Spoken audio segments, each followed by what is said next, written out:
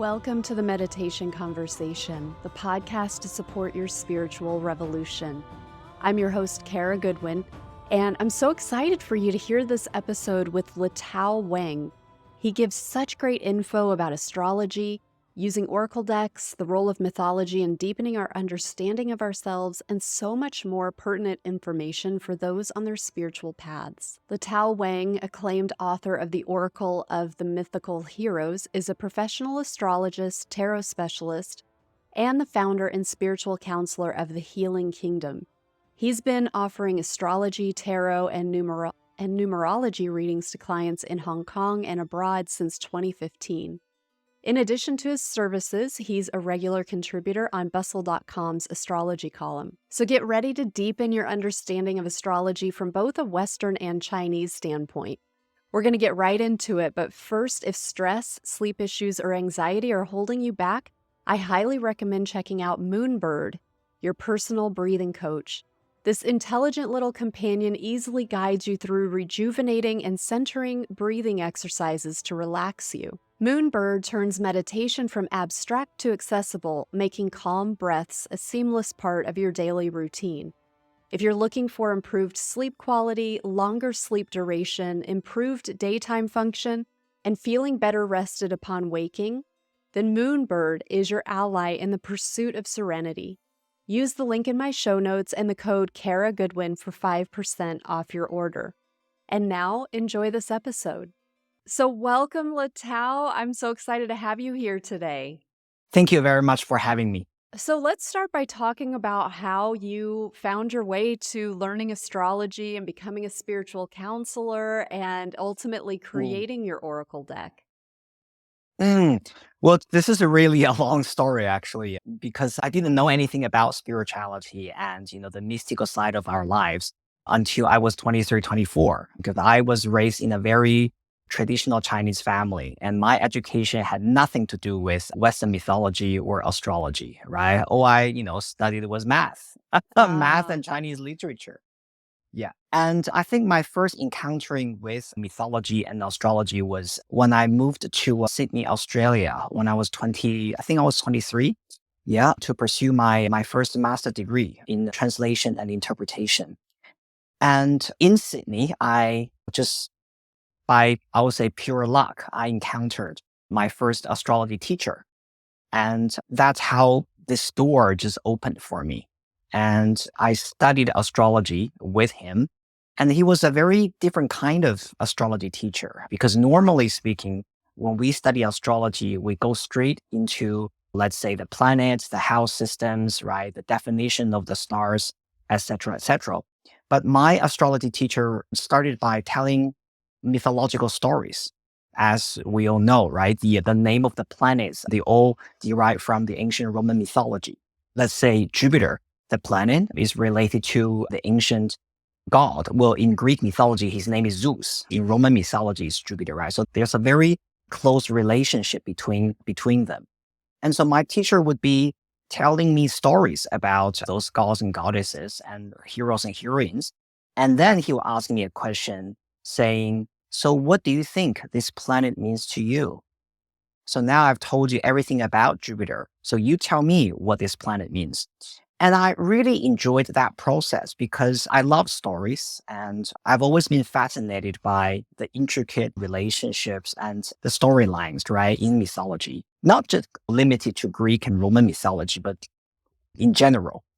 And that really helped me study astrology from a completely different perspective compared to perhaps a lot of other astrologers. And that's how I started as a student of mythology and astrology. But of course, at that time, I was a student and I was still having this dream about becoming an interpreter one day, because that's what I studied. And that took me many, many years to figure out what I really wanted to do. And of course, I had to go through the path that everyone else did. You put on a suit, you go to the bank and you work. And because you need to earn a salary, because you need to do the so-called the right thing, right? When the parent has, especially coming from a Chinese family, you have to do the right thing to fulfill your, let's say, your filial piety. But the real transition that I had was around the time when I was experiencing my first Saturn return, which was around the age of 28, 29.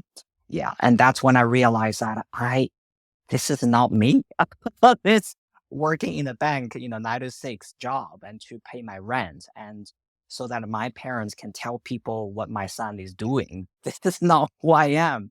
And that's when I actually had the transition, when decided that I need to change and I need to be who I am. And Mm. until now,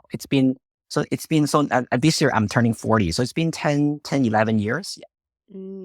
Yeah. Wow, that's so important that we heed that call. And so, I mean, it's such a classic story, right? For so many of us who are Yeah. Yeah. now have our spiritual life at the forefront of our lives, but it takes Mm, courage to take that step to be like, no, I need to be aligned to who I really yeah. am and not Yeah. just, but we know that we can disappoint people along the way. And that's Yeah. really that's really convincing to keep us Yeah. stuck, you know? Yeah. I think in my case, right, what was difficult was not about me studying or learning astrology or mythology. So one thing I remember my parents said was, we're not against you liking this, but you can do it as a hobby, right? You want to take classes, you want to go to those workshops, I do that, right? But you don't have to do this as a career. Like, you have a job, you need to live a life, you need to have regular income. Like, you can learn that as a hobby. We are not against it, but so they couldn't understand why I wanted to pursue this as a career. And that was the biggest struggle, actually. And so my mission was to be loyal to what I really wanted to do. But at the same time, I have to also give them the reassurance or guarantee that I can make this work, that I can be a professional and combine what I really love to do with my profession. Yeah. So that took quite a few years for me to convince them. Yes, Mm, I understand. Yeah. yeah, So talk about the astrology that you mm, practice. Do you still carry that forward in terms of the heroes and the heroines and the mm, kind of mm. archetypes and things like that? Yeah, absolutely. So, for example, in my daily practice, right, when I see a client, let's say one-to-one consultation, I talk about mythology a lot with my clients. And of course, there are ways we use astrology, right? Let's say in the traditional way, we can do the chart analysis. We can look at the aspects between the sun, the moon, our personal planets. We can look at the house allocation, things like that, right? But what I really, where my intuition comes from is the relationships between all the gods and goddesses and heroes and heroines in front of me on the cards. The So, relationship to each other? 100%. Yeah. Oh, So really? we are not really, yep. So we are not really looking at a single card. Let's say this card says this, right? Okay. So this card says this means this. But when you have got 10, 12, right? 15 cards in a spread laid on the table, I think for tarot reading, it's the same, right? For a Hmm. very advanced tarot readers, they are not just reading the individual cards, right? They're really reading the correlations and relationships between all these cards together and what your intuition is telling you. And I think that's why learning mythology is important. Mm, Yeah, in developing our intuition. Yeah. right. So, because you have created an oracle deck that uses mythology, Mm. tell us a little bit about that. That's what you're talking about as the tool that you're using. Yeah, Yeah. yeah. So there are, of course, a few decks on the market already that are made by amazing astrologers and mythologists, and they are based on Roman and Greek mythology. Some of them are based on Nordic mythology or Egyptian mythology, and I've learned a lot from those decks and those authors. But one thing that I notice about those existing decks is that they are very much focused on the immortals, so the deities, the gods, right? And there are almost none out there talking about the heroes. Even if there are heroes, the mortal stories, it's very, very limited. To me, the fascinating part about Greek mythology is not just about the gods, but it's about the mortals, because we are mortals. And the mortals, heroes and heroines, their stories are actually our stories. And I think we can we can relate ourselves to their stories most. because we are not invincible. It's just like what I wrote in the book, right? In the guidebook, I said the heroes, they win and they lose. And they go through struggles, ups and downs, peaks and troughs. And at the end, they will get up and they will rise up again with a cosmic wheel of fortune. And I think that's what our life is. But gods, they will never die. They will always be there. They will always have control over things they want to control. But as human, we don't. And that's why I'm fascinated by the hero stories. And that's where the idea came from, basically. And when I was creating this deck, I really want each, let's say, a hero or each character that I selected, I really want them to be very personal to us. So what I really want my audience to gain from this deck is whenever they pick up this deck and they pull a card from that, and they can resonate with that experience. And this is also the reason why in the teaching part in the guidebook, I would have a case study there to help the clients to relate to the experience, right? So the mythology part is the storytelling. And then in the teaching part, I will talk about an actual client that I saw and their story, how their story is relatable to the mythology and to our audience. And I think that's what makes this deck special.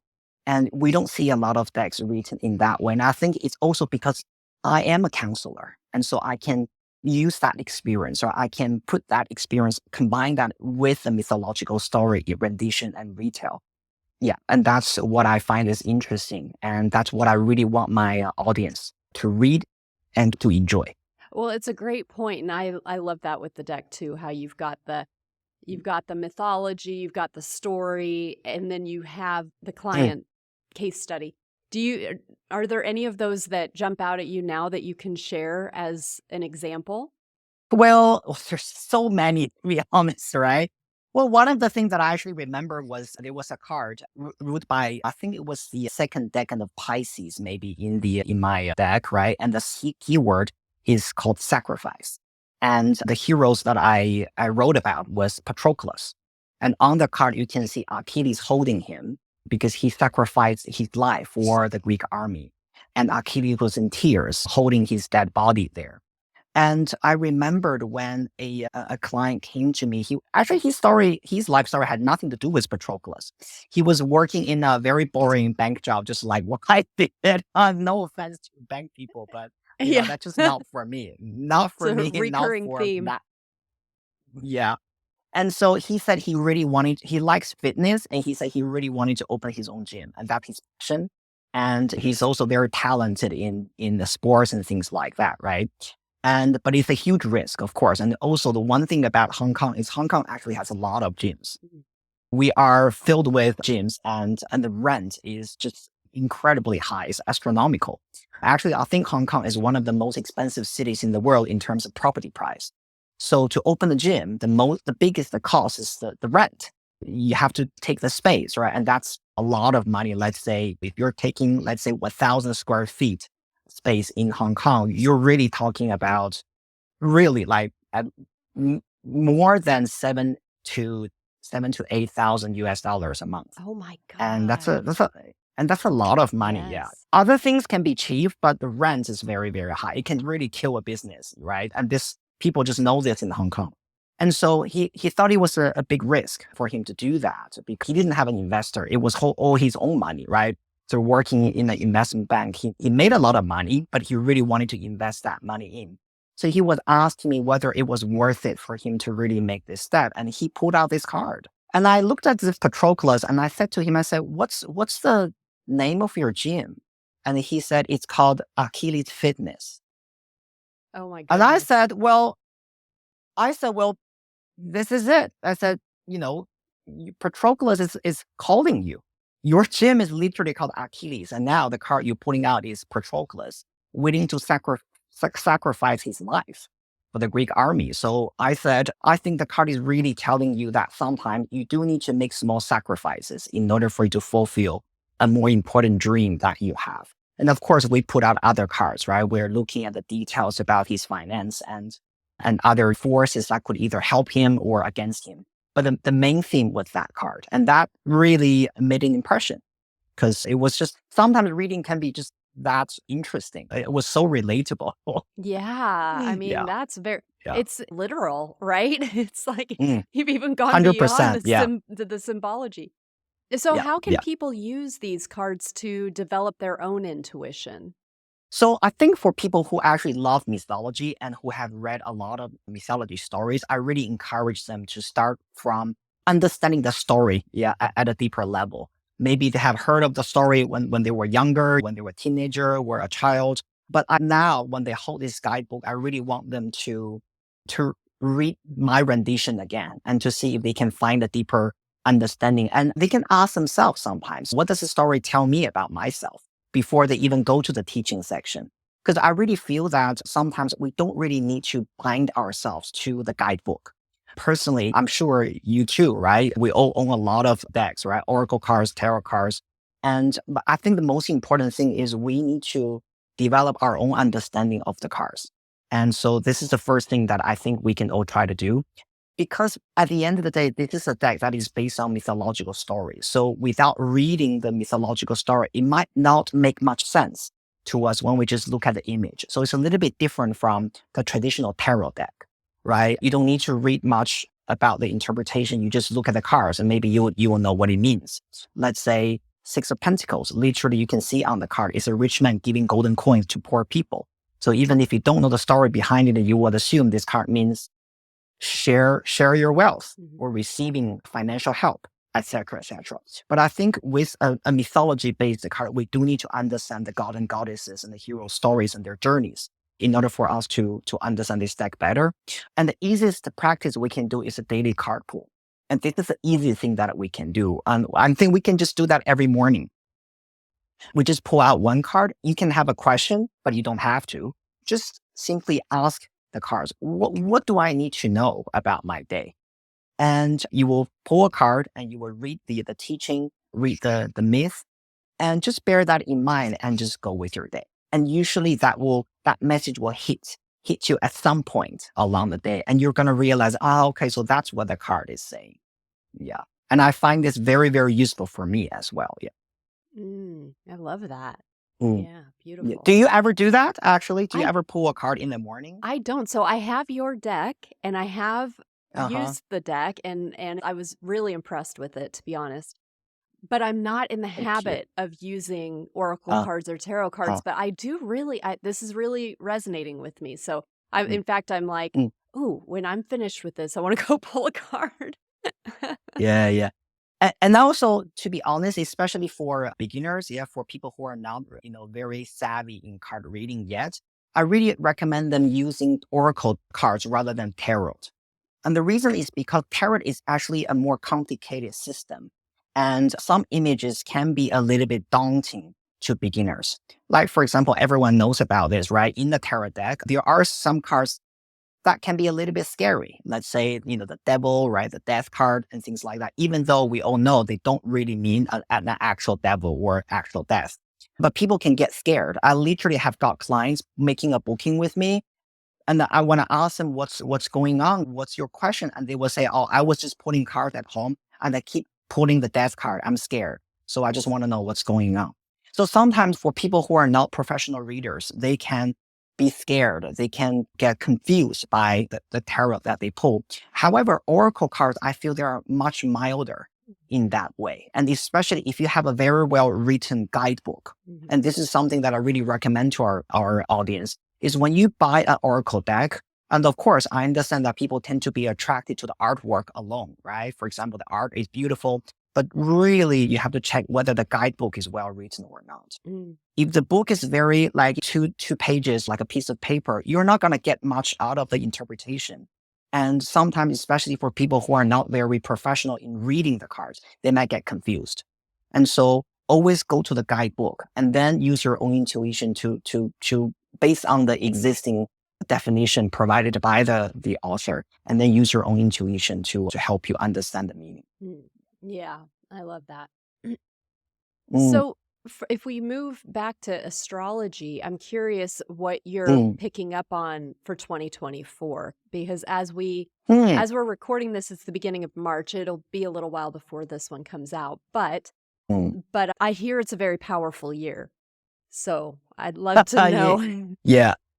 Yeah. So the actual astrological year hasn't started yet as of, since we're speaking now. Oh, The actual So the actual astrological year really starts on March the 20th every year. And that's when the sun moves into Aries, 0 degrees in Aries. And that's in astrology when we call a new astrological year. Yeah, usually astrologically speaking, January the 1st doesn't really mean much, to be honest. I think numerologically it does because that's when the year number changes. Yeah, but astrologically speaking, it doesn't really carry a lot of significance in this aspect, right? So usually we're talking about new moon. New moon is the beginning stage of the next 30 days or 29 days cycle, right? And we have that once every month. But if you're talking about the new year starting date, that's really March the 20th. And that's actually also we call that the start of the spring, the beginning of the springtime. And so usually the astrological year starts from March the 20th until the following year, March the 19th. Oh, okay. Yeah.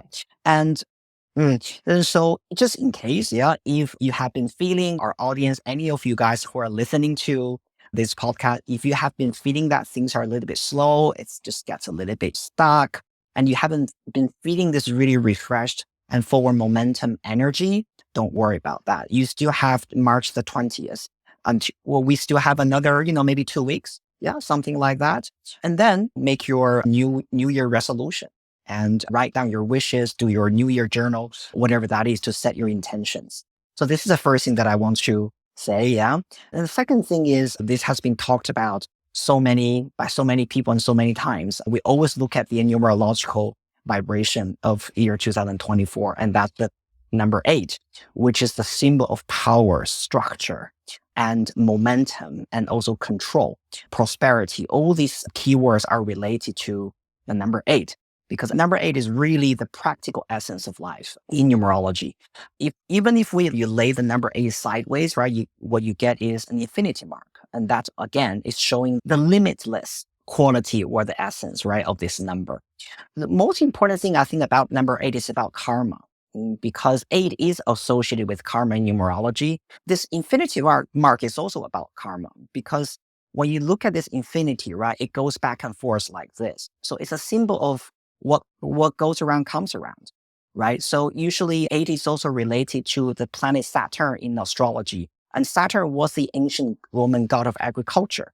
So again, what comes around goes around. As a farmer, you have to work hard to grow your crops. And then you wait for a long time until the next year, then you have the fruit or you have the harvest. And so this number 8 is all about that. You have to work hard, you have to do your job, and you have to have the patience, and you have to wait for the right timing. Then you get the so-called harvest or, the fruit, whatever that we're waiting for, right?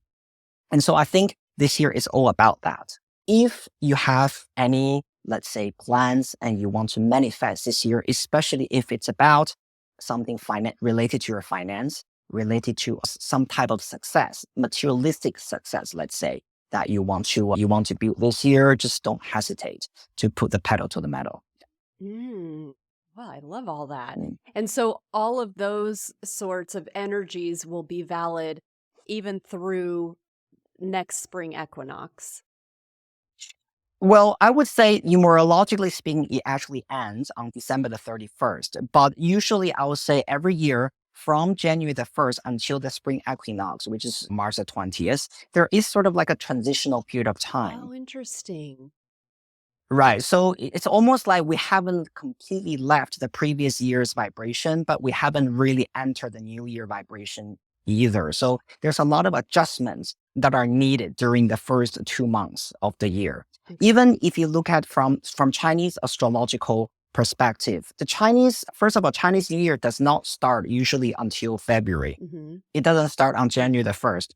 Secondly, when we talk about the changing signs in Chinese astrology, let's say some people say this is a year of, like, for example, this year is the year of dragon, next year is the year of snake. Now, Chinese astrology will tell you that actually the changing signs is every year on February the 4th. And because based on Chinese calendar, that's the beginning of the springtime. So it's very complicated, right? When you look at different systems. Right. But either way, you realize that there is some kind of buffer time between January and February. Right. And there's some kind of like transitional period of time. Yeah. So people tend to get a little bit like feeling things are unsettled, a little bit like we just had our New Year celebration and somehow February I feel like shit. That kind of stuff, right? We hear that a lot, right? And so why am I starting this year with this like bad energy, whatever? And I usually tell them that wait until you continue with your effort, right? Continue with what you're doing, but wait until March. Wait until the actual spring equinox, and because that's going to be a very cleansing time. Well, I'm curious. You brought up the Chinese New Year and this being the year of the dragon, and I don't think that's really like what you focus on, right? Is you don't really focus on the Chinese astrology, but I would love to hear what you understand as far as the dragon, the importance of the dragon for 2024. Yeah. So at the very beginning of my career, right, I was trained by Western astrologers and Western mythologists. So I never really studied much about Chinese astrology, but this is my root. So the more towards the recent years, I started to pay attention to Chinese astrology a lot, because it seems like there's a very, very interesting, but also complicated system. And then when you really get into that, you realize that it's far beyond the so-called, I'm an ox, you are a rat, he's a dragon, she's a rooster. I'm a horse. That kind of stuff. Woohoo! Horse. No, you're a horse. Woohoo! Earth horse. Woohoo! Yeah. Yeah. So actually, the Chinese fortune-telling system, has a lot of things like feng shui, right? Feng shui is a very big topic. It's about the environment, where you put stuff, right, in your room, how you decorate your office, things like that. It's about the energy. There's also the birthday. What do we call that in English, actually? I'm not really sure. I Ching. That's something related to I Ching, right? That, you look at someone's birth so it's a little bit like Western and astrology natal chart analysis, but it's more complicated than that, actually. And so during the past, I would say 2 to 3 years, I've been studying a lot about Chinese astrology, and it's fascinating to see the correlations between the Chinese and the Western system, because at the end of the day, they're all talking about the same thing, if you read carefully, yeah?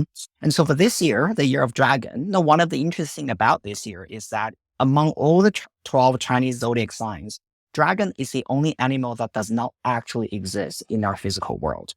All the other 11 animals, you can find them in the zoo. Oh, interesting. I never thought about that.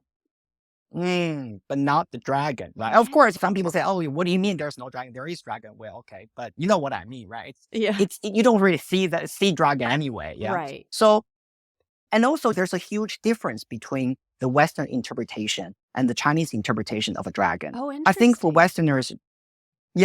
Westerners, dragon in story, they're usually, they're evil ones. You know what I mean? Because heroes, they need to slay the dragon, right? Dragons in Western culture, they spit fire, right? They will eat human flesh, right? That kind of story is very, very common, right? Even in video games, right? You play the main character hero, what are you trying to do? You're trying to kill the dragon and save the princess.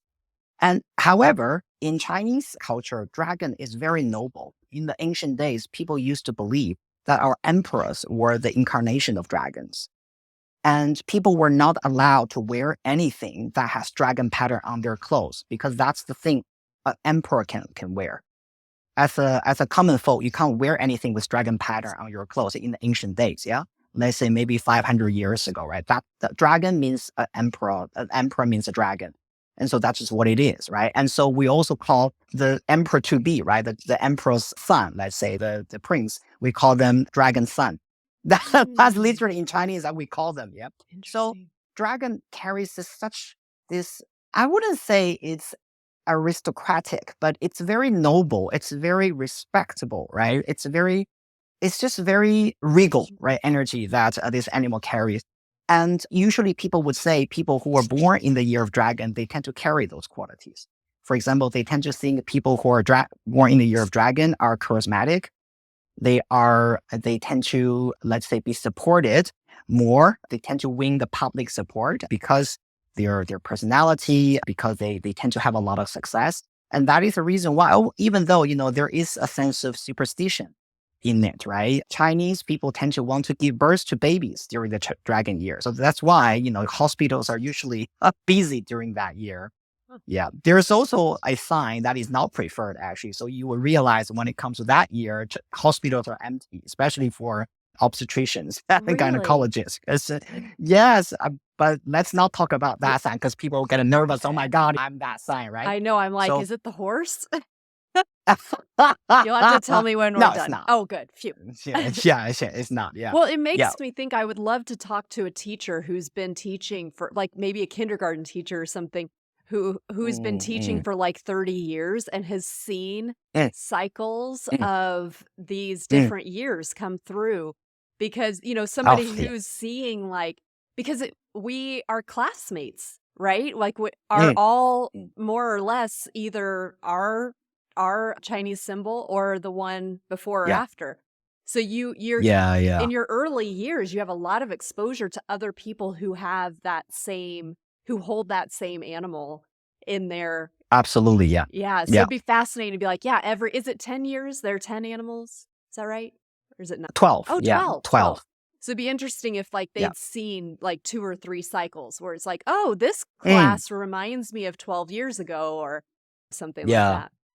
Yeah. Actually, what the Chinese system, right? It's not just about, let's say, you're a horse, right? Because everyone actually carries 4 animal signs Oh, 4. in Chinese astrology. 4, I yeah. didn't know It's just that. like, just like in Western astrology, right? When people say, okay, so I'm an Aries, right? And people say, okay, so you're an Aries. That's it, right? But it's more complicated than that. Your sun sign is in Aries, but what about your moon sign? Or Yes, what about right. your natal Mercury? What about your natal Venus sign? What about your ascendant sign, right? Mm. And all that. So in Chinese astrology, it's the same, and it's called the 4 pillars of life, right? So we have the pillar of year, which is the sign that we always talk about. You're a horse, so your pillar of the year sign is a horse. But there's also the pillar of month, pillar of day, and pillar of time. So everyone carries 4 signs. Yeah, Oh, yeah, interesting. Okay, I'm gonna have some yeah, Googling to yeah, do when I'm done. Figure more out yeah, about yeah, my my Chinese yeah, signs. Yeah, that's yeah, fascinating. definitely, yeah. So this is about, and then you have 4 signs, or you can interpret them all separately because all the 4 pillars representing different things in your life. But more interesting is about the relationship between these 4 animals. Are they friends? Are they enemies? Which 2 are friends? Which 2 are enemies? Or which 3 are friends and the other one doesn't like the other 3, right? And how does that affect your personality? So Chinese astrology is also very interesting, yeah, in that sense. Yeah. The more that I find out about things because like astrology, I have a real respect for astrology and I'm very curious about it. And there's so much I don't know about it because I haven't studied it. But Mm, when I get a reading or I go and I look closer at my chart because somebody says things like what you just told me about the 4 signs, then mm, I'm like, I want to know. mm, mm. But Yeah. then I see, like I dig into it and I'm like, oh my God, that's me. And it's so me that it's like Mm, mm, undeniable. Because I mm, think I have mm, a pretty good ability to step back and be like, well, how general is this? Would it like affect a lot of mm, people? But the more specific you get, where you were talking about, you drill down into what's your rising sign, what's your descending. There are so mm. many different facets that you can really drill into, and it's Yeah. so specific and it's so reflective, like all of these different tools that we have. So numerology, you kind of mentioned the Mm, start of the Gregorian calendar. That's like when we mm, get to 1/1, numerologically that's important, but it's not so important from an mm. astrological perspective. So if you look at things from a Yeah. numerology perspective, it's like the reflections, because I've had Mm, some mm, numerology sessions that really are mirrors or reflections mm, of my astrology readings. And then the same with, there are other kinds of tools like that we have that yeah. take your like gene keys or human Mm, design or whatever, where yeah. all these different ways that we have to understand ourselves more Mm, holistically and deeper, mm, and how they're mm, different, but they really can show us things that we don't see, but we don't maybe want to see, or that we haven't really mm, considered about ourselves. And it's really, mm, really mm. powerful. It's Yeah, fascinating. absolutely. Yeah. Yeah. And I think different people react to different systems differently, right? So Yeah. some people they might feel astrology, Western astrology is very they have a natural affinity, right, to Western astrology. Some people they think Chinese astrology is works better for them, right? So I think we should just all be very open-minded towards all these kind of studies because I believe that all these studies have a long history, right? They have been researched and studied by a lot of people and astrologers and authors. And the most important thing is we find the one that really works for us. Yeah. And we can just stick to that. And usually that will be good. Yeah. Well, you work one-on-one with clients. So not only have you created this oracle deck that people can use daily, like you were talking about, but you do private sessions. So can you talk about how people work with you and how they can find out how to connect with you? Right. So usually people find me, let's say, I would say maybe 60 to 70% of my clients are local in Hong Kong. So they will come to the studio with me to do the session with me. Pretty much, I would say in Hong Kong, it's very easy to find me. They just need to, and over for overseas clients as well. A lot of them are repeat clients, actually. So they have been working with me for a long time. Some of them, they have graduated, and I congratulate them. They have done many sessions with me and they feel their life has improved a lot. And so that's good, right? And then I feel like, okay, then I can let you go, right? And you are living an amazing life now. And you have been able to let go of whatever that has been, let's say, traumatizing them or not working very well for them. And also these days, I also get a lot of tourists, actually. So, Hong Kong is a very transitional city, right? It's kind of like, connecting Australia, New Zealand with the Middle East and also with Europe. So for example, a lot of Australians, if they need to fly to Europe, usually they transit in Hong Kong. So sometimes I get a phone call from a foreign number and I'm in Hong Kong just for 2 days. I'm in transit, but can I have a session with you? I just found you online and stuff like that. So sometimes people come to me not to do the long-term work, but they just want to get a very quick prediction and they might have some urgent questions in mind. And so that's what I do. Yeah. Oh, wonderful. So do you have a website we can direct people to if they want to find out more? Absolutely. So either they can find my information through my website, which is www.thehealingkingdom.com, or they can find me through my official Instagram account. And my Instagram is just my name, Letao Wang, Letao Wang. Yeah. Wonderful. Well, thank you so much. I've loved this discussion. I really appreciate you taking time, and especially as it's so late at night there in Hong Kong. It's a blessing to be connecting with you. Thank you so much. Oh, thank you so much. Yeah, I mean, I'm really enjoying this conversation. Yeah, and I actually have another Oracle deck coming out this June, and which is by the same publisher, Beyond Words Publishing, and then that new Oracle deck is a sequel to this one, to Oracle of the Mythic Heroes, and the new one is called Oracle of the Celestial Deities. So the one that you're having now is talking about the mortal stories, and the sequel is for the gods and goddesses. Ooh. And I'll make sure that my publisher sends you a copy. Yes, and you can come back on and we can talk about that one. Absolutely, would love to. That'd be great. Thank you so much. Thank you so much. Thank you, Kara. Yeah. Have a wonderful night. Yeah. You a too. wonderful day to you. Yes.